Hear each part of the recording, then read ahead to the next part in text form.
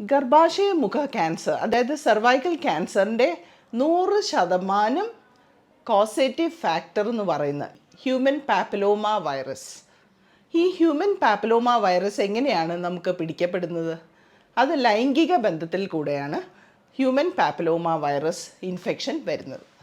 സാധാരണ ഒരാളിൽ human papilloma virus infection വന്നാൽ ഒരു 90% വൈറസും 1-2 വർഷം കൊണ്ട് നമ്മുടെ ശരീരം തന്നെ, ശരീരത്തിൻ്റെ പ്രതിരോധ ശക്തി മുഖേന അത് നമ്മുടെ ശരീരത്തിൽ നിന്ന് അങ്ങ് എലിമിനേറ്റഡ് ആവും ഹ്യൂമൻ പാപ്പിലോമ വൈറസ്. പക്ഷേ 10% ആൾക്കാരിൽ അതൊരു ക്രോണിക് ഇൻഫെക്ഷനായി ഗർഭാശയ വാമുഖത്തിൽ ചെറിയ ഇറോഷൻ, അതായത് വാമുഖത്തിൻ്റെ സ്കിന്നെല്ലാം ഇറോഡഡായി ചെറിയ അൾസറായി വെള്ളപ്പോക്ക് അമിതമായിട്ട് കണ്ടമാനം പോകുന്നതായിട്ട് ആ ഒരു അൾസർ ഇരുന്ന് ഒരു 10-15 വർഷം കഴിയുമ്പോഴാണ് ഗർഭാശയമുഖ ക്യാൻസറായിട്ട് മാറുന്നത്. ഹ്യൂമൻ പാപ്പിലോമ വൈറസ് വാക്സിൻസ് ഉണ്ട്.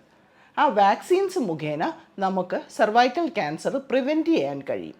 ഹ്യൂമൻ പാപ്പിലോമ വൈറസ് എന്ന് പറഞ്ഞാൽ ഞാൻ നേരത്തെ പറഞ്ഞല്ലോ, ലൈംഗിക ബന്ധത്തിൽ കൂടെയാണ് അത് ഇൻഫെക്റ്റഡ് ആവുന്നത്.